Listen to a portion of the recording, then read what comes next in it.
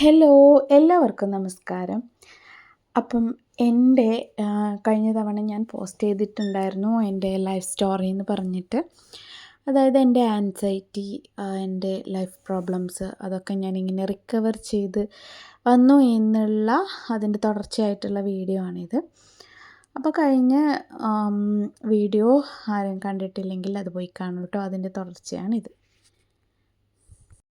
അപ്പോൾ എനിക്ക് ആൻസൈറ്റി എന്നുള്ള സംഭവം ഉണ്ടായത് കൊറോണ വന്നില്ലേ, ഫസ്റ്റ് കൊറോണ. അപ്പോൾ ആ ഒരു സമയത്താണ് കേട്ടോ ഫസ്റ്റ് കൊറോണ വന്നു. ആ ഒരു സമയത്ത് എനിക്കല്ലെങ്കിൽ തന്നെ പേടിയുള്ള കൂട്ടത്തിലാണ്. എനിക്ക് എന്തെങ്കിലും ഹെൽത്ത് ഇഷ്യൂസ് വരുമ്പോൾ എനിക്ക് ഇത്തിരി പേടി കൂടും. ഞാൻ ഹെൽത്തിന് അത്രയും ഹെൽത്ത് എന്ന് വിചാരിച്ച് ഞാൻ ഭയങ്കര പേടിക്കുന്ന ഒരാളാണ്. എന്തെങ്കിലും ചെറിയ മാറ്റങ്ങൾ കണ്ടാൽ അത് ഭയങ്കര വെറിയാണ് എനിക്ക്. അത് തന്നെയാണ് ആൻഷ്യസ്. അപ്പം അത് ആദ്യമൊക്കെ കുറച്ചൊക്കെ ഉണ്ടായിരുന്നു. പിന്നെ അത് നമ്മളിങ്ങനെ ഓവർ തിങ്ക് ചെയ്യുമല്ലോ ഓരോന്നും. അതാണോ ഇതാണോ, അത് മാത്രമല്ല ലൈഫിനെ പറ്റി എന്ത് വന്നെങ്കിലും ഞാനിങ്ങനെ ഓവർ തിങ്ക് ചെയ്തുകൊണ്ടിരിക്കും.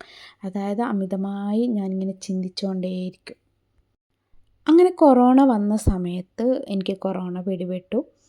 അപ്പം ഈ ന്യൂസൊക്കെ ഇരുന്ന് കാണും ഞാൻ, കൊറോണ ന്യൂസ്, അതുപോലെ തന്നെ കൊറോണയായിട്ട് ബന്ധപ്പെട്ടിട്ടുള്ള കാര്യങ്ങൾ. അപ്പോൾ ഇങ്ങനെ ആൾക്കാർ മരിക്കുന്നു അല്ലെങ്കിൽ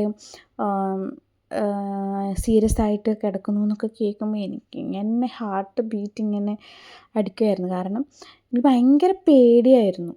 അപ്പം അതുകൊണ്ട് തന്നെ എനിക്ക് കൊറോണ എന്ന് പറഞ്ഞപ്പോൾ ഞാനും എങ്ങനെയൊക്കെ ആയിപ്പോകുമോ എന്നുള്ള ചിന്തകൾ എനിക്കിങ്ങനെ വന്നു തുടങ്ങി.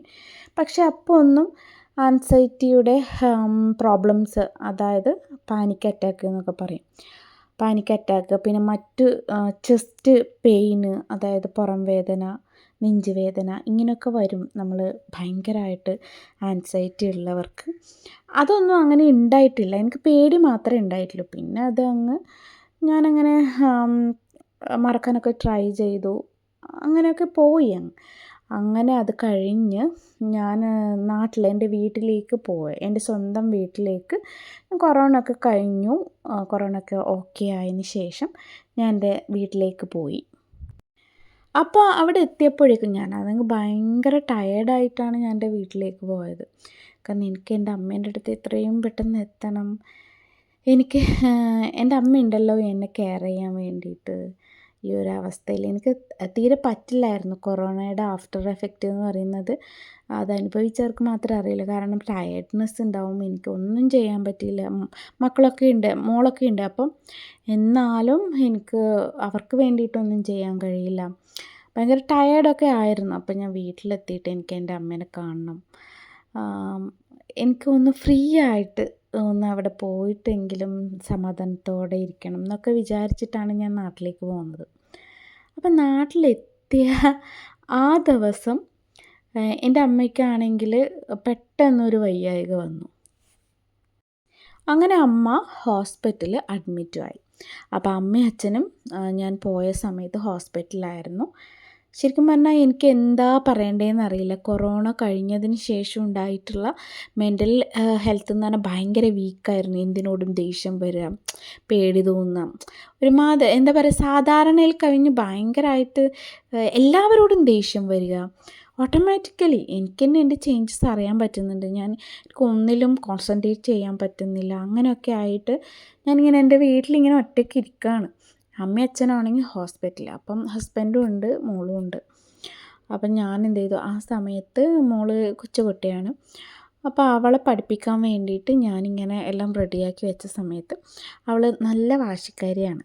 അവൾ വാശി പിടിച്ചു. എന്തോ എഴുതാൻ എന്തോ ഇപ്പോൾ പറ്റില്ല അങ്ങനെ എന്തൊക്കെയോ പറഞ്ഞു.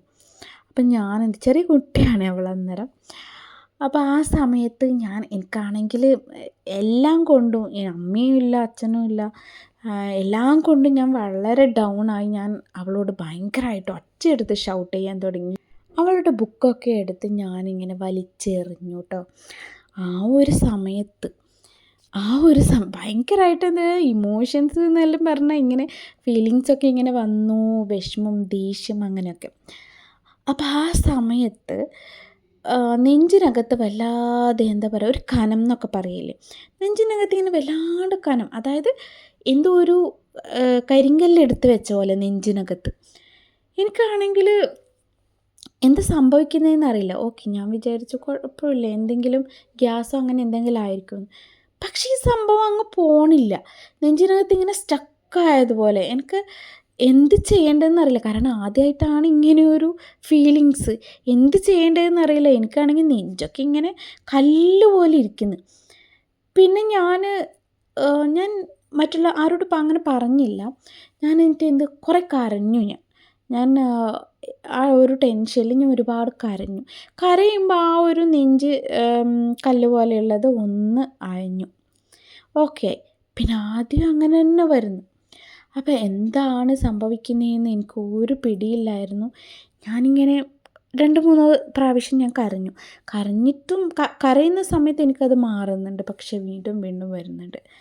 ശരിക്കും പറഞ്ഞാൽ ഞാൻ ആകെ പെട്ടതുപോലെ ആയിപ്പോയി. ആരോടെങ്കിലും പറയാൻ പറ്റുമോ? ഞാൻ എൻ്റെ ഹസ്ബൻഡിനോട് പറഞ്ഞു, എൻ്റെ സിസ്റ്ററോടും പറഞ്ഞു. അപ്പോൾ പിന്നെ എനിക്ക് ബാക്ക് വശത്തൊക്കെ, പുറകു വശത്ത് പിന്നെ ബാക്ക് പെയിനൊക്കെ വരാൻ തുടങ്ങി. അതുപോലെ തന്നെ ജസ്റ്റ് ഹെവിനെസ് വരാൻ തുടങ്ങി. അങ്ങനെ ഒരുപാട് പ്രോബ്ലംസ് എനിക്കിങ്ങനെ വന്നുകൊണ്ടിരിക്കലായി. അപ്പം ഞാൻ വിചാരിച്ചു, ഓക്കെ, ഹസ്ബൻഡിനോട് പറഞ്ഞു, ഇതെന്തോ എനിക്ക് കാര്യമായിട്ടുണ്ട്, എനിക്കറിയില്ല എന്താണ് എന്നുള്ളത്. അപ്പോൾ ഹസ്ബൻഡ് പറഞ്ഞു, ഓക്കെ, എന്നാൽ നമുക്ക് പിന്നെ ഹോസ്പിറ്റലിൽ കാണിക്കാം എന്നൊക്കെ പറഞ്ഞ് എന്നെ സമാധാനിപ്പിച്ചു. അങ്ങനെ ഞാൻ യൂട്യൂബിലൊക്കെ സെർച്ച് ചെയ്തു. കാരണം നമ്മൾക്ക് ഉള്ളൊരു പ്രശ്നമാണല്ലോ, എന്തെങ്കിലും കണ്ടാൽ, എന്തെങ്കിലും പല്ല് വേദന വന്നാൽ പോലും ഗൂഗിളിൽ സെർച്ച് ചെയ്യണം. അതെനിക്ക് ഒരു പരിധി വരെ ഹെൽപ്ഫുള്ളും ആയിട്ടുണ്ട്, അതുപോലെ തന്നെ ഒരു പരിധി വരെ വില്ലനും ആയിട്ടുണ്ട്. അപ്പോൾ ഇതിൻ്റെ ബാക്കി നെക്സ്റ്റ് വീഡിയോയിൽ ഇടുന്നതായിരിക്കും.